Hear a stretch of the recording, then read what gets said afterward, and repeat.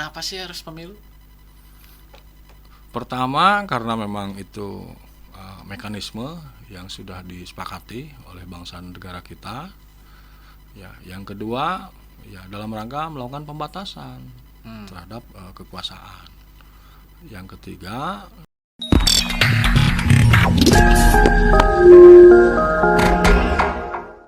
Baik semuanya, sobat podcast Unisa, balik lagi kita ke channel kesayangan kita ya, podcast Unisa. Saya Jaka Pikrian. Di kesempatan kali ini kita kedatangan tokoh Kabupaten Kuningan yang dipastikan teman-teman juga sudah tahu siapa beliau, apalagi sekarang sedang musim-musimnya pemilu, pemilihan umum gitu ya.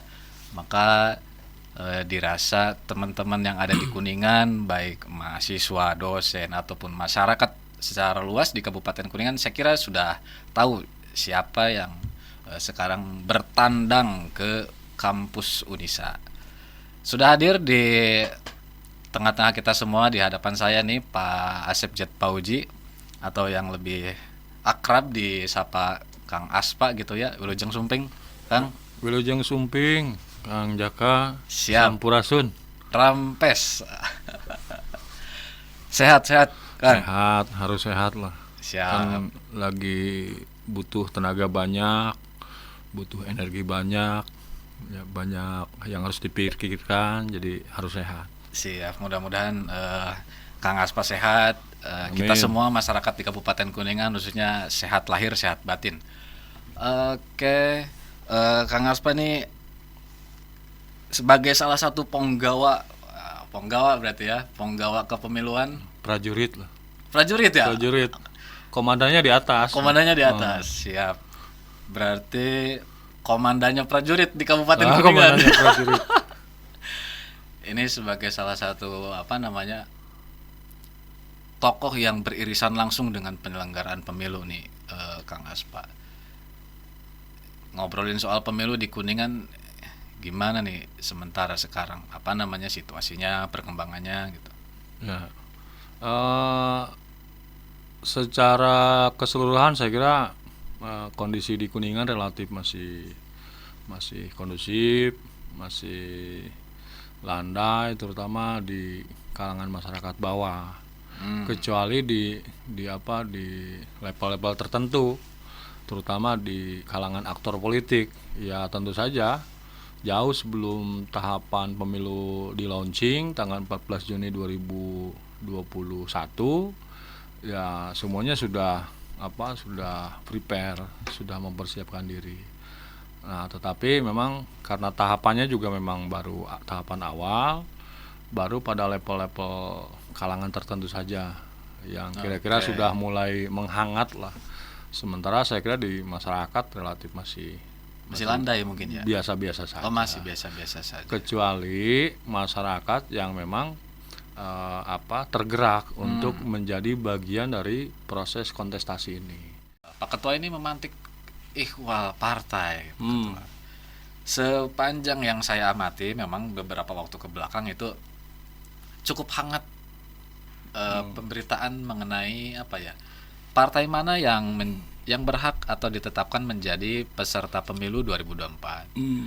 Ada perubahannya kalau nggak salah. Maksudnya yang pertama itu ditetapkan beberapa, tapi lantas kemudian ada lagi partai yang menyusul ditetapkan. Iya. Itu kalau boleh cerita nih biar teman-teman podcast Unisa nih tahu tuh gimana Pak Ketua ceritanya kok bisa Ya. bisa kayak gitu. Hal yang harus dipahami terlebih dahulu adalah bahwa proses pendaftaran sampai penetapan sesungguhnya itu menjadi domain pimpinan di tingkat pusat atau KPRI. Hanya memang ada beberapa bagian yang kemudian dimandatkan atau didelegasikan ke KPU di daerah. Misalnya dalam proses verifikasi administrasi. Lalu ada verifikasi faktual. Setelah itu tahapan-tahapan itu direkap, dihitung, lalu ditetapkan dalam berita acara. Kemudian kita serahkan ke pusat. Alhasil dalam proses panjang itu mulai dari pendaftaran, verifikasi administrasi, verifikasi faktual, kemudian per tanggal 14 Desember kalau tidak salah ya 14 Desember KPRI menetapkan 17 partai yang memenuhi syarat. Partai nasional ya itu ya. Partai nasional ya 17 partai yang memenuhi syarat untuk menjadi peserta pemilu 2024 atau ditetapkan sebagai peserta, lalu kemudian dilakukan proses pengundian nomor urut. Nah, di perjalanan ada partai yang melakukan proses gugatan atau sengketa proses ya. Sengketa proses, lalu kemudian dilakukan proses mediasi ya di Bawaslu RI. Nah, lalu kemudian Bawaslu RI mengabulkan sengketa itu, lalu memerintahkan kepada KPRI untuk menindaklanjuti. Ya, akhirnya ya dilakukanlah proses verifikasi faktual ya terhadap partai yang bersangkutan, lalu kemudian dihitung, direkap, dan alhasil per tanggal, kalau tidak salah lagi ini saya agak lupa lagi ini, maklum faktor U ya, karena sudah tahun kemarin 2022 meskipun tahun kemarinnya baru 1 bulan, baru beberapa minggu. Kalau tidak salah tanggal 30 Desember kemudian KPRI melakukan rapat pleno menetapkan partai yang bersangkutan sebagai partai peserta pemilu setelah partai lainnya mendapatkan nomor urut ya.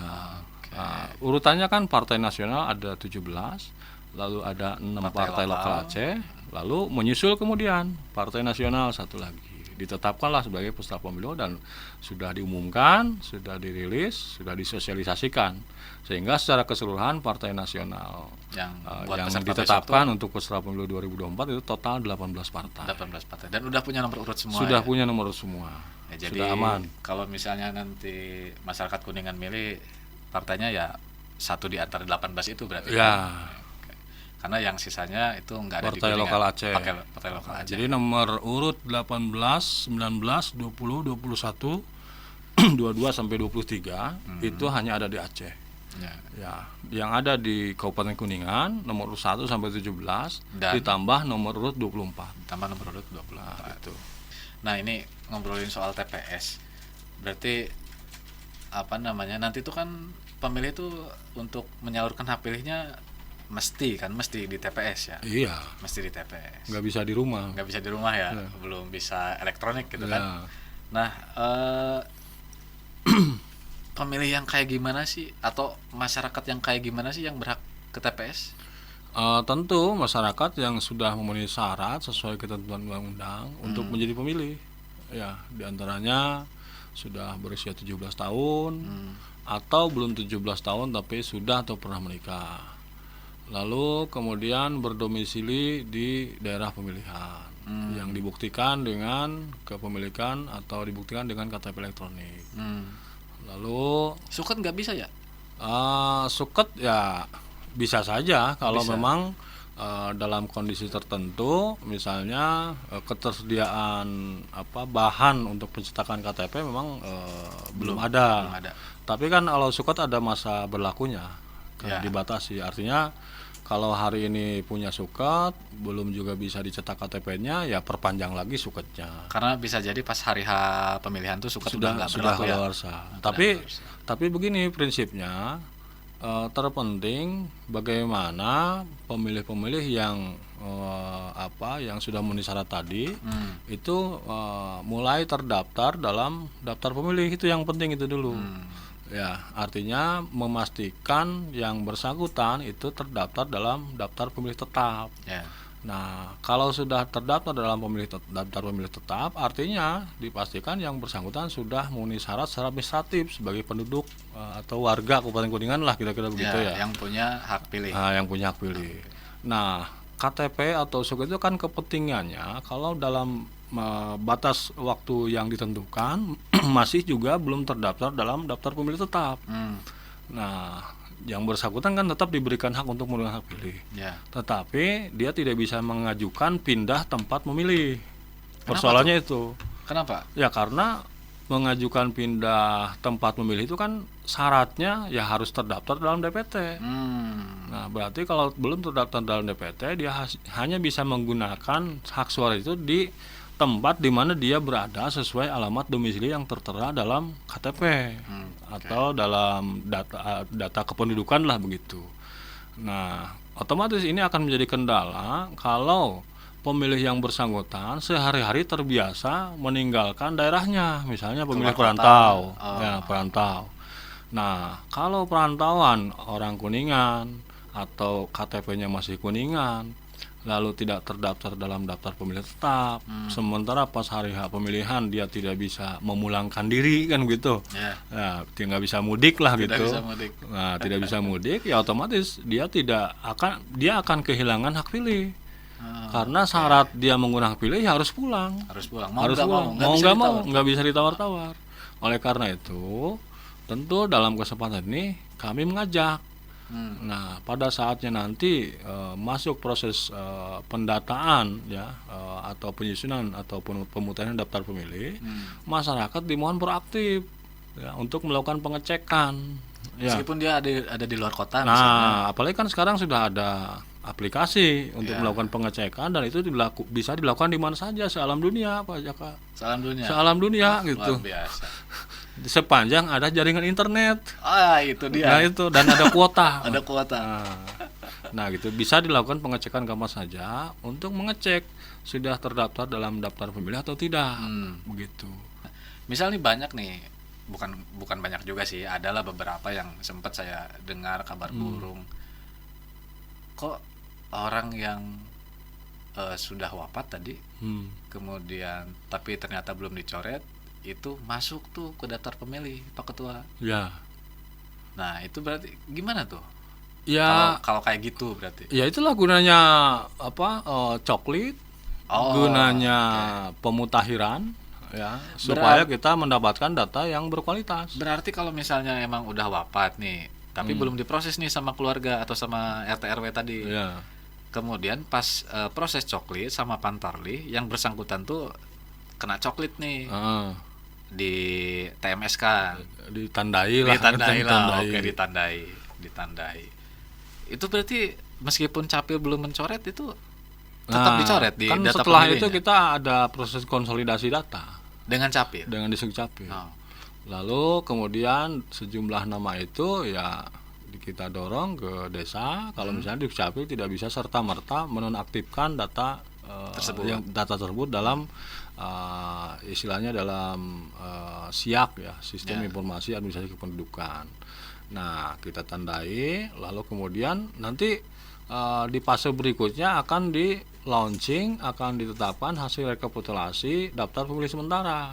DPS itu ya. Nah, nanti progresnya kelihatannya di sana. Ya. Sudah ada konsolidasi data, apakah masih juga tercantum dalam daftar pemilih sementara atau tidak?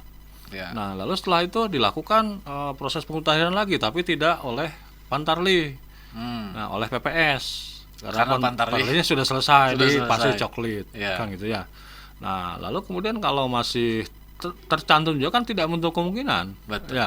Ya dilakukan lagi konsolidasi terus saja sampai selesai. Sampai perbaikan. Lalu nanti di launching lagi, dirilis lagi. Endingnya tuh hasil daftar pemilih sementara hasil perbaikan atau DPSHP. Setelah itu dimutakhirkan lagi. Karena belum final ya, DPSHP belum final ya. Belum. Nanti setelah itu baru masuk fase DPT. Daftar pemilih tetap. Nah, meskipun sudah daftar pemilih tetap, tidak berarti proses proses akomodasi gitu ya terhadap kepentingan rakyat itu menjadi tertutup. Artinya ada peluang lain tetap nih setelah ada peluang DPT. Lain. Nah, itu yang disebut dengan pemilih atau pemilih tambahan itu. DPTB. Jadi pemilih tambahan itu mereka yang sampai penetapan DPT belum juga terdaftar dalam daftar pemilih padahal sudah memenuhi syarat secara konstitusi, secara menurut undang-undang sudah memenuhi syarat. Artinya tidak serta-merta dihilangkan hak politiknya, hak pilihnya. Hanya ada kerugian secara teknis, kan gitu ya. Kerugian secara teknis sebab yang bersangkutan ada kehilangan hak untuk pindah TPS tadi, pindah tempat memilih. Itu yang pertama. Yang kedua, ini akan merepotkan dari segi proses penyediaan logistik pemilu. Oke, nanti Kan hari gitu. H gitu ya, Pada hari buat H, hari karena H. kita harus memperhitungkan surat suara cadangan misalnya begitu. Nah, kalau daftar pemilih tambahannya membludak misalnya, sementara ketersediaan surat suara terbatas kan jadi problem. Nah, insya Allah saya cukup yakin ini dengan apa namanya ya, track record Pak Ketua di KPU. Ini berarti periode kedua ya? Periode kedua. Berarti kemarin kan sudah ada udah 2 kali pemilu berarti ya? Ini pemilu ketiga berarti ya? Pemilu kedua. Eh saya sudah pernah mengelola 2 kali pemilu dan 1 kali pilkada. 2 kali pemilu, 1 kali pilkada. Jadi buat pemilu besok. Tapi begini, Wah, kok ada tapinya ada nih? tapinya. Oh, ada tapinya ini. Dalam konteks pemilihan 2024 tidak ada seorang pun yang berpengalaman. Wah, ini menarik ini. Kenapa ini Pak Ketua ini? Padahal udah 2 kali pemilu, Iya. 1 kali pilkada. Tapi dalam konteks mengelola pemilihan umum 2024 tidak ada seorang pun yang berpengalaman. Kenapa itu bisa kayak gitu? Kan belum pemilunya. Iya sih. Iya sih. Mau penyelenggaranya, mau calonnya, mau pengawasnya, mau pemantaunya, pemilihnya, semuanya tidak ada yang punya pengalaman dalam pemilu 2024. Jadi kita semuanya zero mind process. Tapi paling enggak kan kalau kelompok yang berkepentingan atau yang beririsan langsung, paling enggak meskipun besok belum terlaksana, proses ini sekarang lagi menjalani gitu. Bekal pengalaman sebelumnya itu menjadi nilai plus. Gitu kan. Bekal pengalaman sebelumnya menjadi nilai plus, pernah menjadi penyelenggara pemilu 2014, 2019, bahkan sebelum 2014 mungkin ada yang pernah jadi penyelenggara dan lain-lain, atau pernah jadi caleg, dan itu menjadi gambaran. Itu nilai plus, advice untuk yang bersangkutan untuk bagaimana mempersiapkan proses tahapan penyelenggaraan pemilu 2024. Itu. Lalu bagaimana dengan yang belum punya pengalaman sama sekali sebelumnya? Jangan khawatir, ya, jangan berkecil hati, sebab dalam konteks menjadi aktor pemilu di 2024 nanti kuncinya sederhana, ya, memiliki kemauan yang kuat untuk belajar. Kuncinya itu aja. Karena tidak ada seorang pun yang mahir mengelola pemilu kecuali dia yang mau belajar. Nih kalau saya nih ada satu kalimat Pak Ketua yang sebetulnya agak nerap nih, agak nempel di saya ini. Yang mana? Pohon tumbuh itu tidak tergesa-gesa. Iya. Itu nilai filosofisnya cukup dalam. Ya, itu artinya kita sebagai manusia, ya, sebagai makhluk sosial tidak bisa mengabaikan proses. Ya, tidak bisa mengabaikan proses perjalanan yang dilalui. Karena hidup itu sesungguhnya yang sekarang sedang dilakukan. Ya, hal-hal yang sudah lama, sudah lampau, ya cukup kita menjadi ya masuk dalam katalog hidup kita untuk kemudian kita filterisasi mana yang masih baik untuk kita pertahankan dalam kehidupan hari ini dan mempersiapkan ke depan. Lalu kemudian ke depan bagaimana, ya tentunya bergantung dari proses hari ini. Dan proses itu harus dilakukan istilahnya tadrijian, Pak Jaka. Ya, karena saya lagi ngomong di Unisa, makanya harus menggunakan istilah Arab menyesuaikan secara bertahap.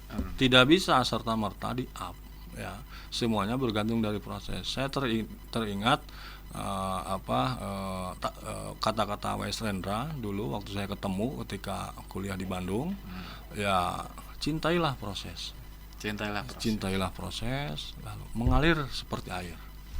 Nah, sehingga dengan demikian, ya itu menjadi semacam filosofi hidup dari sejak dulu. Ya, bagi saya segala sesuatu tidak ada yang mendadak, ya, semuanya sebuah proses. Oleh karena itu, lalulah proses itu dengan perlahan-lahan, secara seksama, secara sistemik, ya, bukan karena proses itu bukan kerja mekanik, ya, tapi kerja sistemik. Dan tidak bisa disiasati oleh waktu. Proses itu ya nggak bisa menyiasati waktu. Ya, waktu salah satu variabel ya yang menentukan bagaimana proses itu berlangsung, kan gitu. Karena tidak ada proses tanpa perjalanan waktu, kan gitu. Nah, oleh karena itu ya itulah filosofi hidup saya, pohon tumbuh tidak tergesa-gesa. Siap. Ini luar biasa ini. Mudah-mudahan ya filosofi Pak Ketua dengan apa namanya muatan nilai yang saya kira bagus gitu. Ini bisa diterapkan bukan hanya dalam pemilu, tapi dalam berproses di kehidupan dalam semua aspek. Saya kira memang kan dalam semua aspek juga, bukan cuma konteks pemilu. Ini semuanya juga perlu proses, Pak Ketua. Perlu proses. Tapi bukan berarti juga kita harus menjadi santai, Ya. leha-leha. Tetap kan prosesnya harus Ya normal saja. normal. Itu kan kerja sistemik. Ada hukum gerak di sana yang berlaku, kan gitu ya. Bukan hukum kausalitas. Bukan. Ya hukum kausalitas juga bisa terjadi. Bisa. Ya kan hasil yang diraih bergantung prosesnya bagaimana. Ya. Ya dengan berproses saja hasilnya belum tentu inline dengan apa yang dilakukan. Apalagi tidak berproses sama sekali. Ya. Barang siapa hari ini mendapatkan buah matang tanpa melalui proses yang benar, maka buah matang itu tidak akan terasa nikmat dan tidak akan bertahan lama. Kecuali beli di pinggir jalan. Nah, karena tidak proses, maka borong beli di pasar. Ya. Itu kan Harus orang-orang yang keluar tidak, kos ya? iya. Jadi mahal, kan ukurannya jadi material. Ukurannya jadi materi. Material.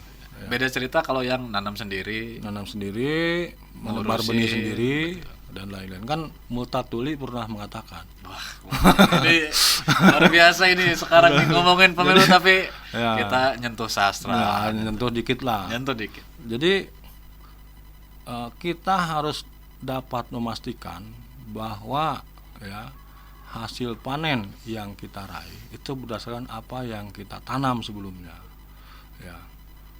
Itu kira-kira begitu. Jadi ketika kita sudah menebar benih, memupuk, menanam dan seterusnya sampai kemudian memetik hasil panen, itu memastikan bahwa hasil panen itu adalah hasil apa yang kita tanam, bukan yang ditanam oleh orang lain. Ya. Bukan Kira-kira yang ditanam begitu. oleh orang lain. Nah, itu. Ini luar biasa ini. Kalau kita kupas makin panjang lagi Makin nih. panjang lagi. Bukan hasil tanam orang lain, luar biasa. Nih Pak Ketua balik lagi ke konteks kepemiluan ini. Apa namanya? Kenapa sih harus pemilu? Pertama karena memang itu mekanisme yang sudah disepakati oleh bangsa dan negara kita. Ya, yang kedua ya dalam rangka melakukan pembatasan terhadap kekuasaan. Yang ketiga dalam rangka mendorong aspek kedaulatan rakyat. Ya.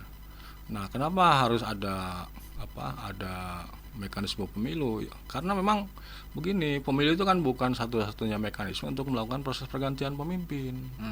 Karena Bukan hanya itu ya. bukan hanya itu, jauh sebelum ada mekanisme pemilu, kita sudah mengenal tradisi pergantian pemimpin itu dengan cara misalnya model politik dinasti, ya seperti yang dilakukan di kerajaan-kerajaan atau kesultanan dan lain-lain.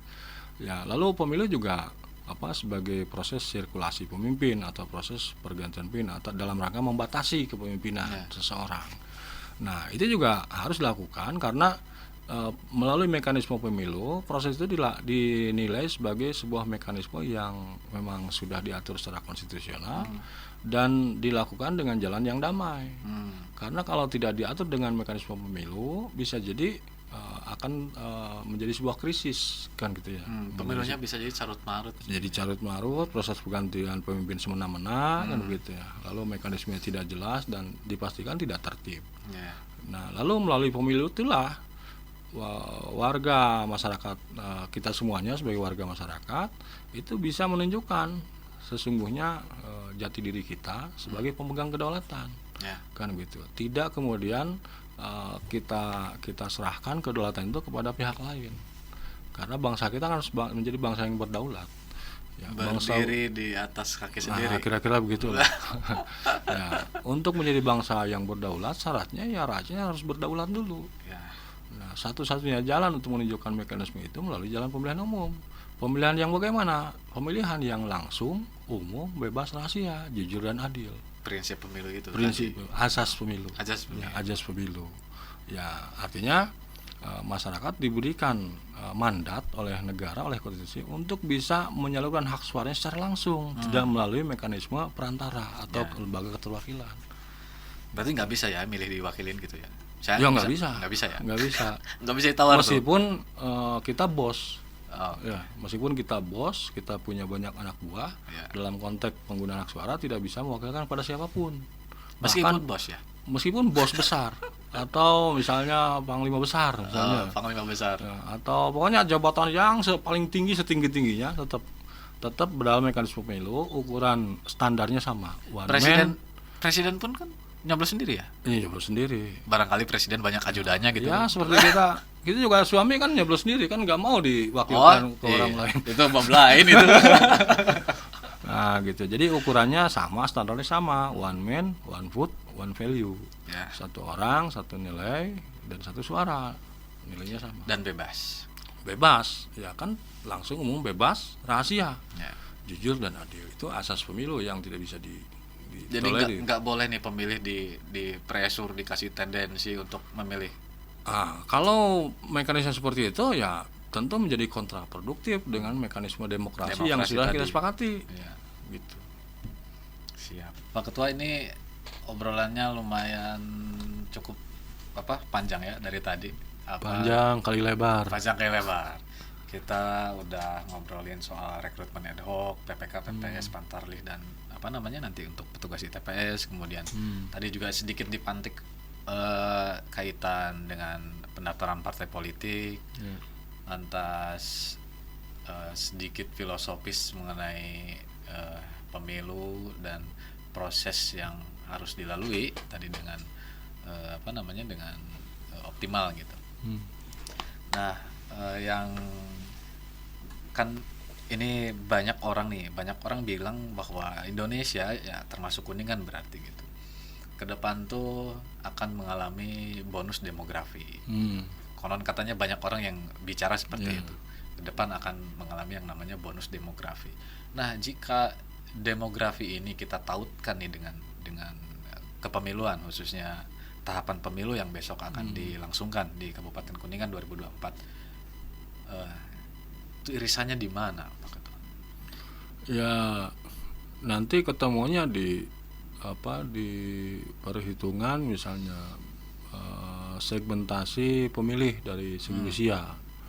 Nah faktanya sejauh ini sudah banyak analis-analis lembaga riset ya yang merilis bahwa jumlah pemilih pemula misalnya itu jumlahnya cukup signifikan.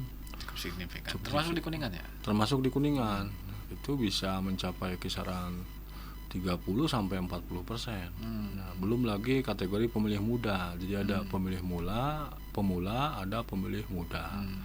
Nah, tentu ini harus dijawab tantangan ini dengan cara apa?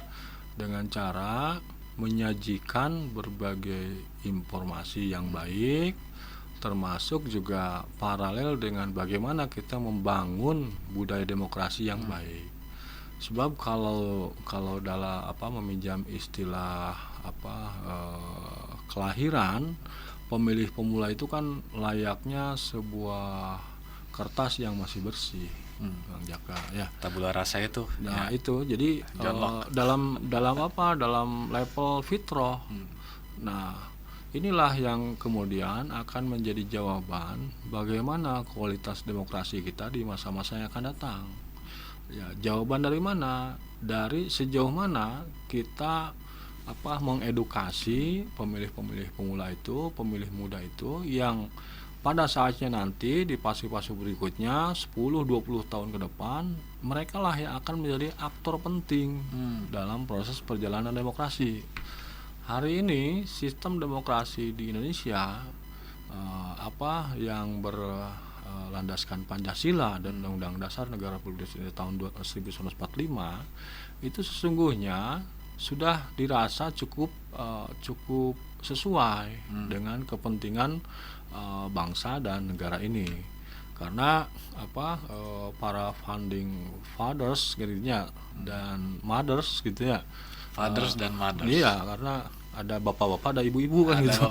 Nah, di misalnya di tahun 20-an sebelum dicanangkan Sumpah Pemuda 1928 itu para pendahulu kita sudah sangat mapan dalam proses bagaimana belajar tentang mewujudkan mekanisme demokrasi yang cocok untuk diterapkan Indonesia. Kenapa harus dipelajari sedemikian rupa? Karena Indonesia ini unik. Ya, bangsanya bangsa yang multikultur, berbagai latar belakang ada, keyakinan, ras, ya, suku dan lain-lain. Sehingga sulit untuk dilakukan penyeragaman, ya, dalam tanda petik. Nah, lalu kemudian muncul mekanisme pemilihan umum yang sampai hari ini disepakati, meskipun dari segi sistem dari pemilu ke pemilu itu relatif sangat dinamis. Ya. Tapi paling enggak pemilu itu bisa jadi satu alternatif untuk merawat keragaman itu, ya. Paling tidak itu menjadi pilihan yang cocok, ya, meskipun belum pada fase yang ideal. Ya, paling enggak cocok dulu. Cocok dulu. Sebab sistem pemilu di negara manapun itu tidak ada yang ideal. Ya, tidak ada yang ideal. Yang ada adalah yang cocok diberlakukan di negara yang bersangkutan. Ya. Baik di Amerika belum tentu diterapkan di Indonesia. Ya, model pemilu di Indonesia meskipun dirasa cukup baik belum tentu bisa diterapkan di negara lain. Oleh karena itu, kaitan dengan soal kehadiran, ya, orang-orang baru seiring dengan meledaknya bonus demografi maksud saya, itu harus dipersiapkan sedini mungkin, sematang mungkin, sehingga kita bisa mewujudkan, mencetak generasi-generasi yang memang sudah siap tampil menjadi aktor-aktor penting dalam proses perjalanan mekanisme demokrasi di Indonesia. Sebab aktor politik hari ini adalah produk dari proses perjalanan 10-20 tahun ke belakang. Ya. Tapi menyiapkan generasi ke depan tentu itu bukan itu nggak bisa dibebankan seutuhnya ke KPU tentunya. Oh iya, karena apa? Karena pemilihan umum itu kan kerja kolaboratif. Betul. Ya, kerja kolaboratif, semua elemen, semua pemangku kebijakan, semua pemangku kepentingan. Barangkali ada generasi muda yang ke depan orientasinya jadi peserta, tentu itu mesti dikawal sama partai gitu kan. Ya, itu kan produk dari proses pendidikan politik. Ya, produk dari proses kerja sistemik dalam rangka mewujudkan proses yang disebut dengan civic education itu. Ya, karena ada dua hal yang berbeda antara mekanisme pendidikan politik dengan mekanisme pendidikan pemilih. Ya. Nah, KPU sebagai lembaga penyelenggara pemilu yang dibentuk atas perintah Undang-Undang Dasar 1945 itu domainnya pada konteks pendidikan pemilih kepada pemilih. Bukan pendidikan politik. Bukan. Secara umum gitu ya. Secara umum. Ya, tetapi meskipun demikian ada porsi-porsi yang diambil oleh penyelenggara dalam rangka mewujudkan proses pendidikan politik. Sebab apa? Tidak semua periode waktu itu masuk pada tahapan pemilu. Nah, ada siklus. Kalau ada siklus berarti ada space kosong itu yang ngomongin ketika pemilu, siklusnya masuk pada post election period, maka di sanalah ada ruang-ruang kosong yang harus diisi dan memungkinkan itu untuk melaksanakan kegiatan pendidikan politik. Nah, kalau dalam pemilu ada mekanisme atau tahapan kampanye, sesungguhnya kampanye itu kan kalau melihat aspek epistemnya kan gitu ya, itu kan proses pendidikan politik yang dilaksanakan secara cerdas dan bertanggung jawab, kan begitu. Itu kan substansi kampanye itu begitu. Kalau melihat substansinya, sesungguhnya proses pendidikan politik yang biasa dilakukan melalui mekanisme kampanye itu sesungguhnya harus dilakukan sepanjang waktu pada fase post election period dan election proses gitu kan, atau periode pemilihan. Artinya campaign tuh bukan cuma dilakukan pas tahapan pemilu aja. Iya, sesungguhnya kan? Begitu. Ya. Meskipun ada yang makna yang spesifik kaitan dengan aspek elektoralnya. Ya. Bahwa kampanye itu dipahami sebagai tata cara calon untuk mengajak pemilih yang tadinya tidak mau memilih yang bersangkutan menjadi mau memilih yang bersangkutan. Ya. Maka di sanalah fase di mana calon harus menyediakan menu hidangan berupa visi misi program. Demografi juga paling nggak kalau misalnya kampanye pengen Nah, berhasil, menunya juga mesti pas begitu. ya. Artinya kalau fase post election period itu ruang-ruang kosong itu dimanfaatkan oleh para pemangku kepentingan, aktor-aktor politik, mobil khusus misalnya partai politik. Sesungguhnya masa kampanye itu adalah masa atau fase di mana partai-partai atau aktor politik itu memasuki fase memetik hasil panen. Penguatan. Iya, Tidak bukan mulai dari nol menanam, ya. Oh, bukan menanam. bukan menanam, menebar benih, Ya. ya, Menyiram. lalu menyiram, memupuk dan lain. Justru periode itu harusnya sudah lewat sebelumnya. Ketika masa kampanye adalah memetik hasil panen, sehingga tidak mesti lagi ngoprot kesang, habis-habisan, bobolokot kan gitu, Kalau, jangan gitu. kalau proses menanam benihnya sudah dilakukan Sudah selesai, sudah dilakukan. jauh-jauh hari. Karena itu siklus pemilihan itu tidak hanya berlaku bagi lembaga penyelenggara pemilu harusnya, tetapi harus berlaku juga terhadap semua lembaga politik yang ada. Lembaga politik. Lembaga politik. Ya siapa tahu nanti pasca ini Pak Ketua kesini 1-2 orang dari orang partai lah bisa Boleh, diwawancara. harus ya dengan catatan prinsip equality-nya harus terbangun. Betul. Ya, persamaan Paling perlakuan. enggak kalau ada 1-2 orang yang berkunjung ke sini berdialog di sini, paling enggak perspektif teman-teman nih, teman-teman podcast Unisa bisa lebih kaya mungkin Nah. gitu Pak Ketua. Kayak pengetahuan maksudnya. Ya, oh iya betul. Ini dituntaskan kalimatnya ya, bukan kayak dalam arti yang lain. Ini nggak kerasa nih Pak Ketua, kita ngupas pemilu apa namanya tadi cukup panjang, cukup lebar. Cuma nih barangkali ke depan teman-teman podcast Unisa nih di rumah, barangkali yang sekarang nyimak di rumah atau barangkali sedang nyimak rame-rame nih di kedai kopi misalnya, sekali waktu kalau misalnya bertandang ke KPU untuk tanya-tanya soal pemilihan, soal tahapan, itu gimana? Diperbolehkan? Sangat terbuka. Sangat terbuka. Oke. Jadi kalau nih yang nyimak mau main ke KPU, mau langsung ngobrol dengan Pak Ketua, terbuka. Terbuka. Oke. Belajar pemilu, belajar demokrasi, karena kami juga sama-sama belajar. Ya, sama-sama belajar. Jadi kita harus sama-sama menjadi masyarakat pembelajar, Pembelajar. gitu. Siap. Dan jika sekali waktu ini saya banyak request jadinya ini. Dan jika sekali waktu misalnya ada undangan lagi nih Pak Ketua untuk hadir lagi di sini nih, Siap. pas kepemiluan. Silahkan manfaatkan, berdayakan semaksimal mungkin potensi-potensi yang ada di kami, lembaga penyelenggara pemilu. Ada 5 orang komisioner, ada 160 orang anggota PPK.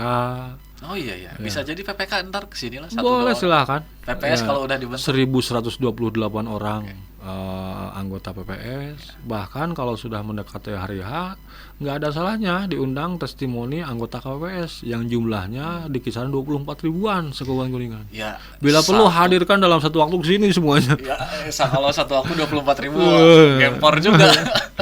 Ya mungkin nanti 1-2 orang lah Pak Ketua. oke, Mohon siap. izin nih, mohon izin dari sekarang, barangkali nanti ada PPK-nya yang diundang, ada Boleh, PPS-nya, silakan. ada KPPS-nya.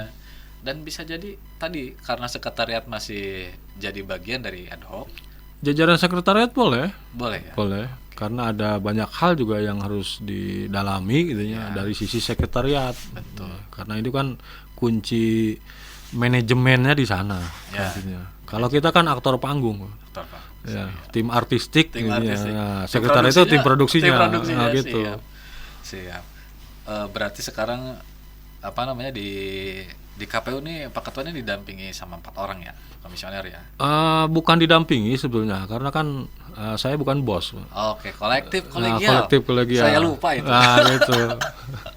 Jadi itu apa Berpartner. sejawat ya. Teman sejawat. Mitra kerja. Mitra kerja 5 ada 4 orang ya. 4 orang, total 5 orang. Iya, total 5 orang dan dibantu sekretariat. Dibantu sekretariat dipimpin oleh seorang kepala sekretariat atau disebutnya sekretaris.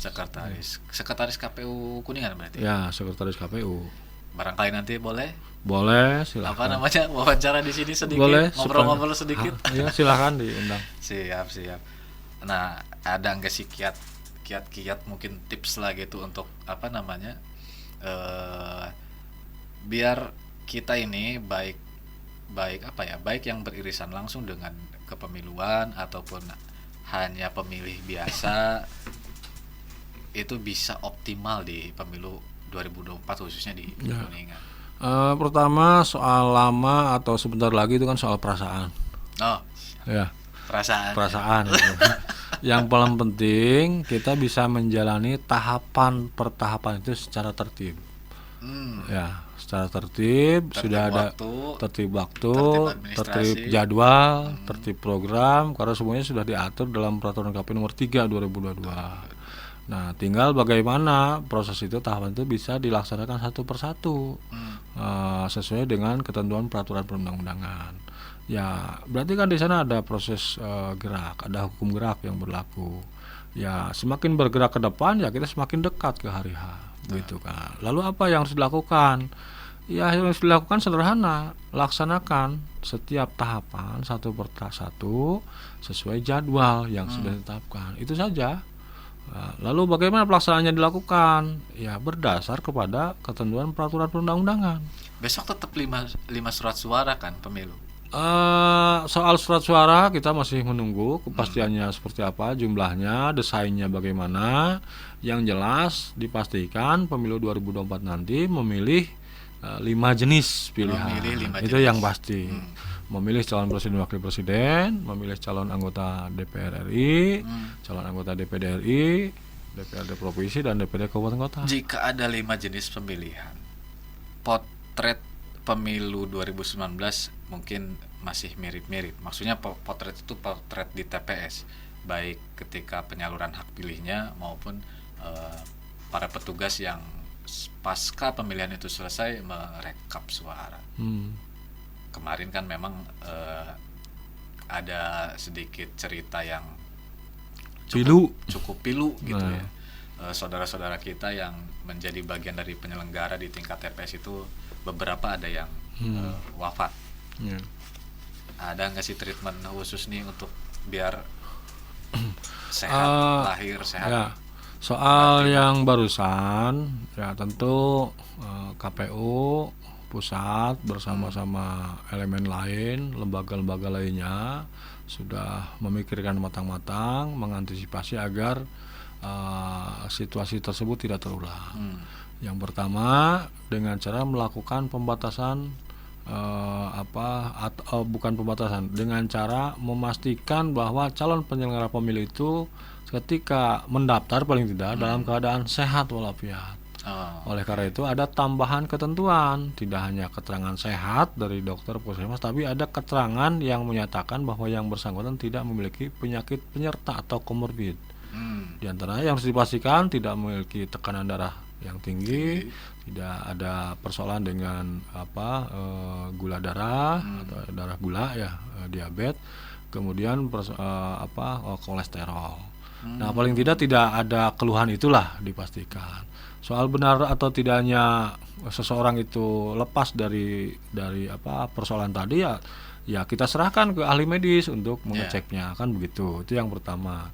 Yang kedua, screening awal tuh di situ, screening awalnya di sana. Ya harus jujur memang ya. Jadi penyelenggara itu kalau nggak sehat ya harus ngomong nggak sehat. Jangan ngaku sehat kalau nggak sehat, kan begitu. Jangan ngaku sehat kalau nggak sehat. Nah, itu ini yang luar penting. biasa ini. Nah, tenaga medisnya juga harus jujur. Oh, tenaga medis harus jujur. Iya, jangan menilai seseorang sehat padahal tidak sehat. Tenaga medisnya harus Tenaga medisnya juga harus jujur. Nah, gitu. Jangan menilai sehat padahal tidak sehat. Nah, gitu. Nah, itu kan penting screening awal. Yang kedua, tentu dari aspek tata cara kerja dan lain-lain, termasuk juga beban kerja, ya tentu sudah diukur. Oleh karena itu jangan aneh kalau kemudian pemilu ke depan ada inovasi-inovasi dengan pemanfaatan teknologi digital misalnya. Kenapa begitu? Dalam rangka menghandle kekurangan kita sebagai manusia dari aspek energi kan gitu ya. Dan ketahanan fisik. Ketahanan fisik, sebab kerjanya sudah menggunakan mekanisme digital. Betul. Kan begitu. Ya, siapa tahu kan lebih mudah, lebih cepat gitu kan. Yang paling penting sebetulnya sederhana, kuasai peraturan perundang-undangan. Wajib baca. Itu wajib baca, wajib belajar, wajib meningkatkan pemahaman. Sebab apa? Pekerjaan ringan kalau tidak dibekali dengan pengetahuan yang memadai, pasti terasa berat. Dasarnya pengetahuan. Pengetahuan. Justru kalau pekerjaan berat tetapi dilakukan dengan dasar pengetahuan yang memadai, pemahaman yang memadai, sebetulnya biasa saja. Karena sudah tahu. Karena sudah tahu, sudah terukur. Sebab apa? Ada pepatah, sesungguhnya kemudahan itu adalah kesulitan yang dipelajari. Kan gitu ya. Sebenarnya tidak ada yang mudah, memang semuanya sulit, tetapi hidup ini memang sulit, kira-kira begitu kan, hukum awalnya begitu. Tapi sepanjang mau belajar, sehingga belajar dari setiap kesulitan, maka itu akan jadi mudah. Kita lahir sebagai bayi nggak bisa apa-apa. betul. Tapi ada belajar di sana, proses pembelajaran. Jadi sesuatu yang mudah itu sesungguhnya awalnya sulit, tetapi dipelajari sehingga menjadi mudah. Ya, saya lahir juga nggak langsung di ruang podcast. Kan gitu. Lahir di rumah sakit dulu. Diajanin gitu. Diajanin. Iya, Insya Allah diajanin. Diajanin. Insya Allah diajanin. Oke, baik, sehat-sehat Pak Ketua dan Siap, jajaran sami-sami. sekretariat Badan Amin. Ad Hoc sampai bawah PPK PPS. Besok kalau misalnya diundang ke sini kita ngobrol nih. Siap, dengan senang hati. Mudah-mudahan pemilu di Kuningan sukses tanpa ekses. Amin. 2024 jangan lupa gunain hak pilihnya. Nah. Assalamualaikum warahmatullahi wabarakatuh. Kita ketemu lagi di kesempatan yang lain.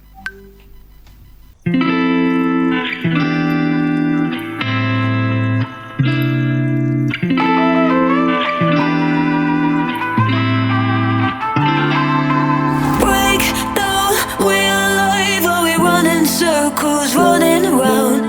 Break down, chase a light, we're